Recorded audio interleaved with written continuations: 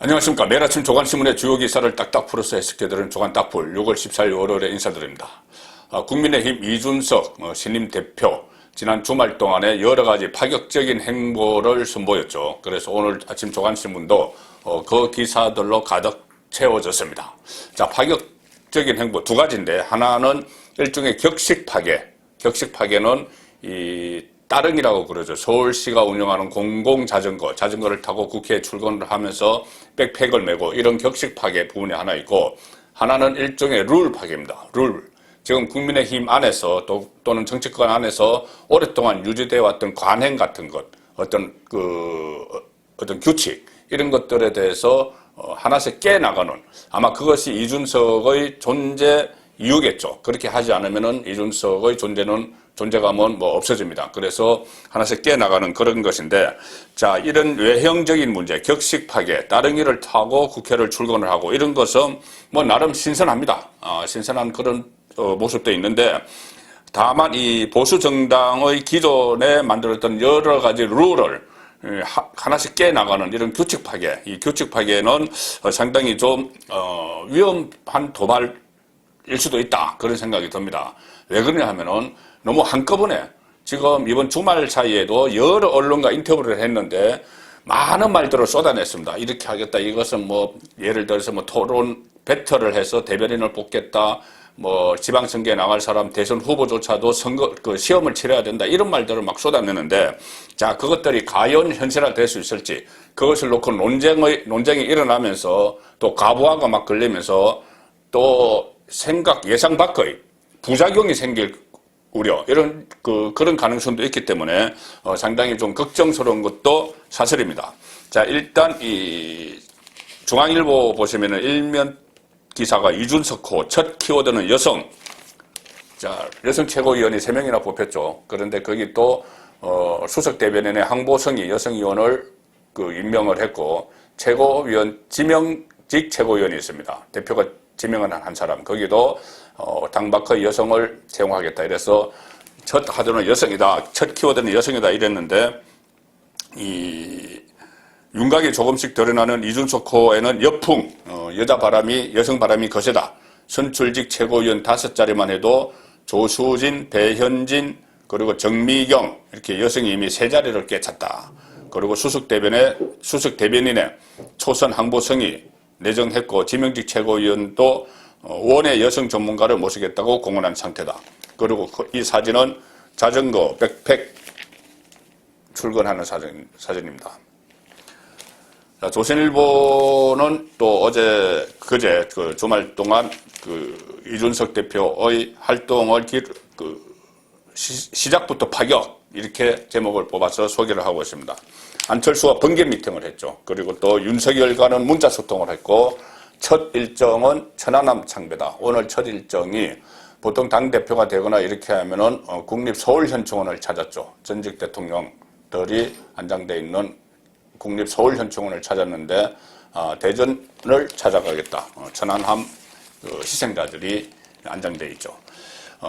평소처럼 지하철 타고 여의도로, 따릉이 자전거 몰고 국회 첫 출근, 동작동 관행계곡, 서울현충원 관행계곡, 대전현충원 선택, 그리고 또 강주 참사 희생자, 버스 사고 난 강주 참사 희생자 분향소도 찾아가기로 했다. 그리고 이 주말에 야권 원로 및 주요 인사들과 오프라인으로 소통을 했다. 국민의힘 입당을 검토하는 것으로 알려진 윤석열과도 연락을 주고받았다. 자, 그런데 윤석열과 문자 소통을 했다. 자, 이것을 이준석 대표가 밝혔죠. 이준석 대표가 밝혔는데, 여기서 미묘한 부분이 하나 있습니다. 본지 통화, 그럼 조선일보 통화에서 이준석은 이렇게 이야기하죠. 13일 오전, 어제 오전이네요. 윤 전 총장으로부터 당선 축하한다는 문자 메시지가 왔다. 자, 문자로 이런저런 이야기를 주고받았다. 그러면서 윤석열에게 이준석이 정권 교체를 위해 힘을 모으자며 당 대선 경선 일정이 시작하는 8월 전 입당을 언급한 것으로 알려졌다. 자, 이 이야기는 이겁니다. 일단 이 윤석열이 문자 메시지로 당선 축하한다. 이 축하 메시지가 왔는데, 본인이 다시 문자 답신을 하면서 대선 일정을 8월 중순에는 시작해야 되니까는 가급적이면 빨리 입당해달라 이런 이야기를 했다는 이야기입니다. 매일경제 일면톱에서 그 이야기를 하고 있는데 이준석, 윤석열과 접촉, 8월 경선 전 입당 촉구, 8월 경선 전 입당하라. 지금까지 해왔던 이야기죠. 빨리 우리 경선 버스 출발한다. 빨리 안 들어오면 출발한다. 그러니 들어오려면 들어오고 말 테면 말아라. 이 이야기를 윤석열에게 직접 했다는 이야기가 됩니다. 지금 이것이 통화로 했는지 문자로 했는지는 모르겠지만, 자, 매일경제신문은 이렇게 보도를 합니다. 윤석열 전 총장으로부터 이준석이 축하 인사를 받았다. 이준석의 이야기입니다. 그리고 직접 문자를 했다. 그래, 윤석열 전 총장이 직접 문자를 보냈다는 이야기죠. 그래서 이준석이 이렇게 이야기합니다. 자세한 내용을 공개하기는 어렵다. 그렇지만 대선 경선 일정을 8월 중순에는 시작해야 하니 가급적이면 윤석열이 빨리 입당해 주셨으면 좋겠다는 바람이 있다. 이렇게 말했습니다. 그래서 윤석열 전 총장에게 입당 촉구를 했음을 시사했다. 전화를 한 건지 어쨌든 모르겠는데 언론에 계속 이렇게 이야기하고 있습니다. 그리고 경향신문과 인터뷰에서는 또 이렇게 이야기합니다. 윤석열 정치 고치 본인이 판단해야 안철수의 선례가 타산지석되기를. 자, 윤석열에게 계속 충고를 합니다. 훈수를 하고 그 전에 장모 사건에서 공지에 몰렸을 때 본인이 제갈량처럼 비단 주머니 3개를 주겠다 이런 식으로 이야기를 또 했었죠. 자, 이 경향신문과의 인터뷰에서는 상당히 강하게 이야기합니다. 이 윤석열을 향해서 안철수의 선례가 타산지석이 되길 바란다. 타산지석으로 삼으라. 이렇게 이야기합니다. 윤석열 대세론이 있지만 공정 어젠다가 끝까지 갈지는 의문이다. 이렇게 이야기합니다. 뭐냐면은 안철수 국민의당 대표가 지난번에 4.7 재보궐선거에서 국민의힘 입당을 거부를 했죠. 그래서 후보 단일화를 했는데 그때 오세훈에게 밀려서 결국 서울시장이 되지 않았습니다. 그러니 그것을 타산지석으로 삼아서 이 후보로 선출되고 싶으면 빨리 국민의힘에 들어오라. 그리고 시한까지 8월 중순 이렇게 정한 겁니다. 이렇게 이야기합니다. 경향신문 인터뷰하면서 이준석이 본인의 윤석열의 정치적 거취는 본인이 책임지고 판단해야 한다. 그리고 내가 먼저 만나자고 할 계획은 없다. 윤 전 총장을 향해 먼저 손을 내밀지 않겠다는 의지를 재차 강조했다. 찾아오라는 거죠. 문자 나에게 지금 보냈듯이 나에게 찾아오라는 겁니다.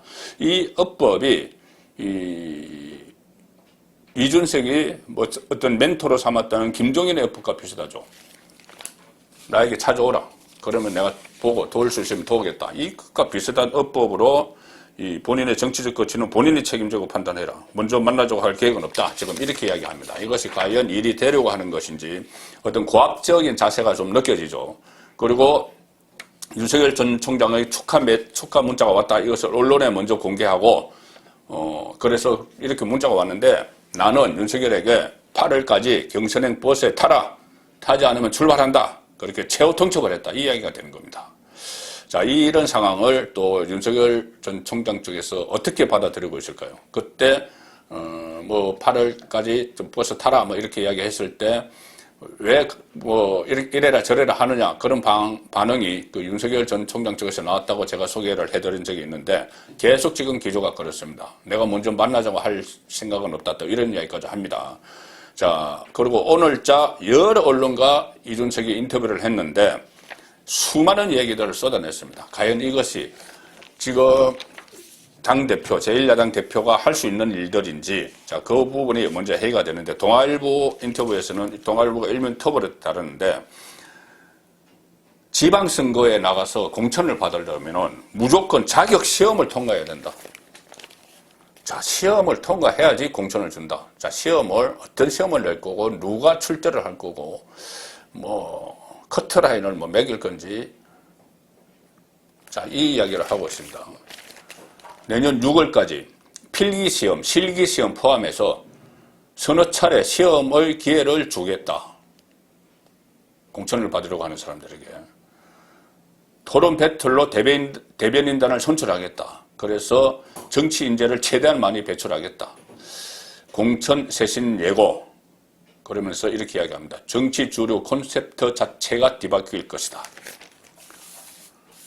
여기서 하나 간과하는 것이 있죠. 이준석 대표가. 자, 이준석 대표는 임기가 2년이기 때문에 일단 형식적으로는 지방선거, 내년 6월 지방선거까지 공천권을 행사를 할 수 있습니다. 그런데 내년 3월에 대통령 선거가 있죠. 대통령 선거에서 정권 창출에 실패하면은 100% 책임론이 일어나면서 당 대표직에서 내려와야 됩니다.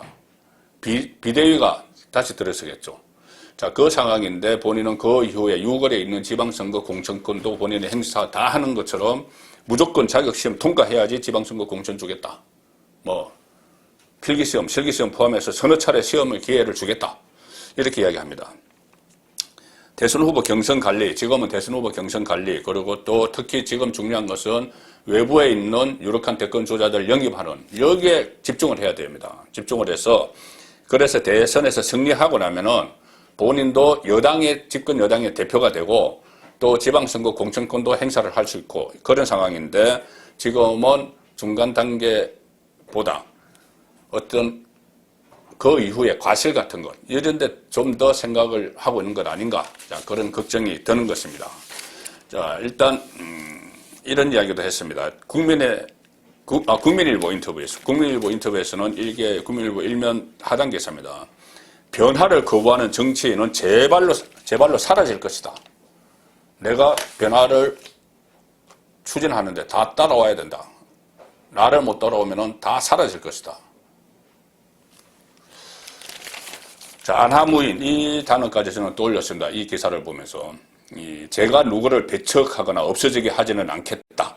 그러나 변화를 거부하는 정치인은 제발로 사라지는 일이 많을 것이다. 국민일보 인터뷰에서 우리 당에서도 변화에 협조를 안 하시는 분들이 있는데 왜 그러는지 궁금하다. 그렇게 되면 제발로 사라질 것이다. 자, 이렇게 이야기를 했고, 또 대선 후보도 토론에 자신이 없으면은 배척을 하겠다. 지금 대세, 윤석열 대세 이런 것은 어렵다. 대선 후보도 토론을 시키겠다. 우리 당에 윤석열이 들어와도 다른 당 주자들과 다 토론을 해서 공정하게, 지지율이 아무리 높아도 공정하게 들어와서 유승민, 원희룡 전부 포함해서 토론해야 된다. 현재 지지율이 높다고 해서 특정 주자를 배려하는 방식의 경선 관리는 본인이 이야기하는 공정 경선 원칙에 어긋난다. 그래서 대선 후보, 대세론 모델, 이것은 어느 후보가 원한다고 해도 지속하기 쉽지 않을 거다. 그냥 동등한 선상에서 놓고 시험을 치르듯이 하겠다는 이야기입니다. 지지율 상관없이. 자, 그렇게 되면은 지금 가장 높은 지지율 30%, 40%까지 지지율이 나온다는 윤석열과 1%, 2% 나오는 유승민, 원희룡 다 같이 동등하게 해야 된다는 이야기인데, 자, 그것을 본인의 뜻대로 다른 대선 주자들이, 유력한 대선 주자들이 받아들일 것인가. 이렇게 되면은 상당히 같이 하기가 빅텐트에 모이기가 어려워지는 그쪽으로 갈 수가 있습니다. 또 이준석 이렇게 이야기합니다. 토론에 자신이 없다고 하면 국민에게 배척받을 것이다. 당 안팎 대선 주자들도 공개 경쟁 절차를 거쳐야 한다. 이렇게 이야기했습니다. 그래서 야권 후보 지지율 1위인 윤석열, 또 8월 시작될 국민의힘 경선에 참여해서 토론 배틀 등 공개 경쟁 절차를 거쳐라. 자, 글쎄요. 정치가 이렇게 모든 사람에게 지지율이 높은 사람이나 지지율이 낮은 사람이나 전부 다 대선에 출마하겠다고 하면은 똑같이 그러면은 다 모아놓고 거기서 무조건 시험도 치고 토론도 하고 그래서 올라가도록 하는 게 맞느냐. 자, 그 부분에 상당히 이 마찰이 예상이 됩니다. 영남일보, 제가 몸담고는 영남일보와도 인터뷰를 했는데 대구 경북은 보수개혁의 선봉이다. 과거 해기 않도록 할 것이다. 과거가 어떤 과거를 이야기하는지 모르겠는데 과거를 해기하지 않도록 할 것이다. 박근혜 전 대통령 탄핵은 정당했다고 이야기를 했죠. 자, 그런데 그 부분도 그렇지만 대변인을 시험을 통해 선발하겠다고 했다. 그런데 여기에 대해서 일부 최고위원들의 염려도 나온다. 이렇게 이야기하니 그런 의견이 있을 수 있지만 인사 부분에서는 내 철학을 많이 관철시킬 예정이다. 자, 이렇게 되면은 최고위원들과도 상당히 좀 마찰이 있지 않을까 그렇게 싶습니다.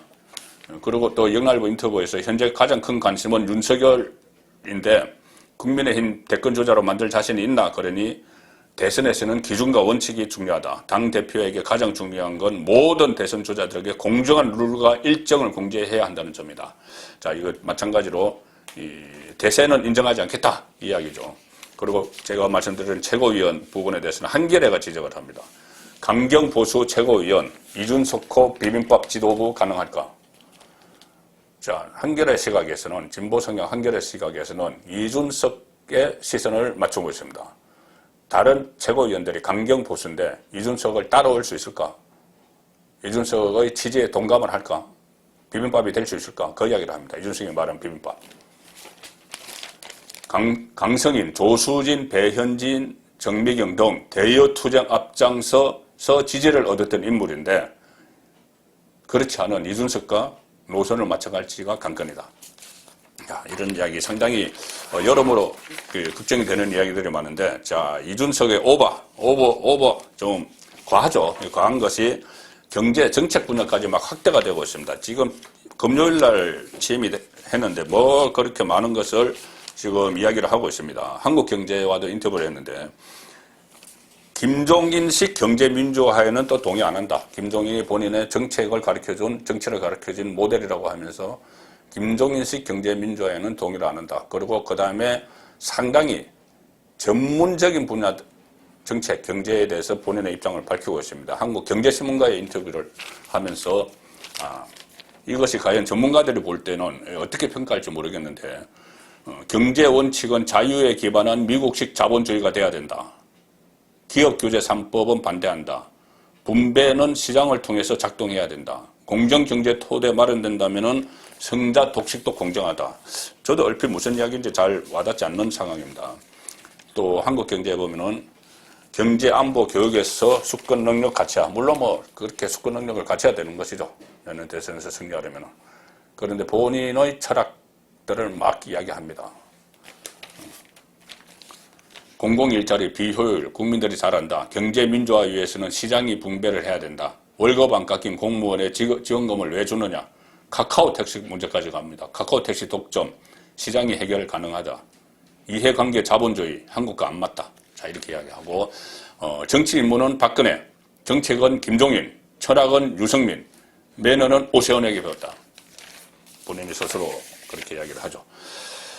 자, 지금 언론이 일종의 허니문 기간이기 때문에 이준석의 이런 그 인터뷰를 다 해주면서 어떤 한계점, 취약한 점 이런 데 대해서는 아직은 지적을 안 합니다. 뭔가 지금 앞으로 여러 가지 경우의 수가 생기겠죠. 어떤 좀 맞지 않는 그런 일이 나오면 또 지적을 할 텐데 아직은 지적을 하는 기사를 찾지 못했고 서울신문에서 거의 유일하게 하나 찾았습니다. 아주 작게 썼는데 이준석 앞에 놓인 과제 3가지. 당 장악할 수 있나? 야권 통합할 수 있나?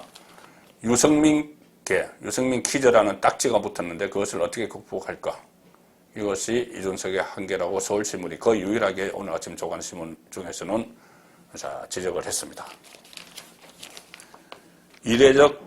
이례적으로 영선 대표 중진 보수 특세 부담 보수 성향 짙은 새 지도부와 케미 주목, 한겨레가 지적한 그 부분이죠. 악연 딛고 안철수와 합당 이룰지도 관건이다. 홍준표가 복당할 땐 당내 갈등 최소화가 또 관건이다. 이준환 인천대 교수가 이렇게 이야기하네요. 당대표 당선까지는 이준석의 개인기와 인지도로 끌고 왔을지라도 이제부터는 기존 정치 문법을 따르지 않고도 얼마나 성공적으로 당대표로서의 리더십을 보여줄 수 있을지가 관건이다. 자칫 이 실험이 실패한다면 청년 정치가 오히려 동명기로 접어들 수도 있다. 자, 이렇게 분석을 합니다. 청년 정치뿐이 아니고 이준석의 이 앞날도 이번 대선에 달려있죠. 대선 기간을 달렸는데 본인이 대선 이후까지 지금 내다보고 지방선거 공천 이야기까지 하는 것은 좀 과하다는 생각입니다. 자, 이준석이 경선 관리 또 외부 영입에 대한 본인의 생각들을 막 밝히고 있지만 결국은 자기 대권 전국은 대선 주자들이 주도해서 움직여갑니다. 아무리 뭐 8일까지 들어와라 뭐 안 들어오면 열차 버스 출발한다고 해도 윤석열이든 최재형이든 전부 본인 스케줄에 따라서 할 것이기 때문에 여기서 마찰의 소재가 생긴다는 말씀입니다. 자, 대선 전국 주인공, 대권 주자들 움직임도 빨라졌습니다. 최재형, 어제 제가 말씀드렸는데 7월 말 8월 초 결단설 중앙일보가 아주 크게 보도했습니다. 7월 말 8월 초에 감사원장직을 던지고 나서 정치 입문을 한다. 그렇게 되면은 분화가 시작되는 것이다. 대권주자. 지금까지는 윤석열, 거의 뭐 윤석열 1인 독주였죠. 나머지가 다 가려져 있었는데 최재형이 나타나면은 일종의 매기 역할을 하게 됩니다. 그래서 대선 주자가 분화가 시작될 것이다. 경선 흥행 위해서 윤석열 대안을 찾아왔는데 최재형은 입양, 이런 훈훈한 인간 스토리가 있다. 그리고 출마 때는 돕겠다는 의원들도 많다. 지금은 뭐 윤석열 대안이 아니고 제가 어제 말씀드렸듯이 최재형 본인이 플랜 A입니다. 플랜 B가 아니고. 자, 의원끼리 국민의힘 한 초선 의원은 이렇게 이야기합니다. 국회의원들끼리 이야기하다 보면은 선호하는 대선 주자에 대한 국회의원들의 분화가 시작된 것 같아. 의원들 입장에서는 윤석열이나 최재형이나 알려진 정보 차원에서는 큰 차이가 없다. 그렇죠. 국민들의 지지율과 달리 의원들에게는 내가 어느 쪽에 줄 설까 했을 때 윤석열이든 최재형이든 잘 알려진 게 없다는 이야기입니다. 그래서 당내에서는 윤석열의 국민의힘 입당이 미뤄지면 미뤄질수록 이런 분화가 커질 수 있다. 그런 관측이 나온다는 이야기고, 자, 기존의 대권 주자들도 많이 움직이고 있습니다. 홍준표, 이러면 금주 복당, 오늘 최고위원회에서 논의할 수도 있다. 영감일보 기사입니다. 가장 3당이라고 이야기하죠. 윤석열의 입당, 안철수의 합당, 홍준표의 복당 중에서 홍준표의 복당이 가장 먼저 이루어질 가능성이 높습니다. 그리고 나머지 주자들, 자강론을 이준석이 이야기했기 때문에 일단 당내에 있는 주자들이 많은 기회를 가질 수가 있습니다. 그래서 유승민 다음 달에 후보 등록, 원희룡은 지사직 전격 사퇴 검토. 제가 그제 계속 보내드린 그런 부분입니다.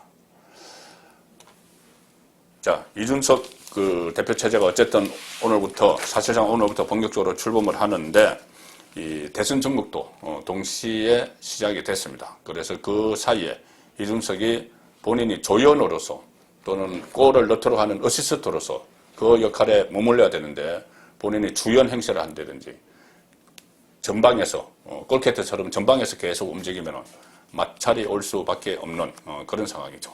조간 딱 부렸습니다.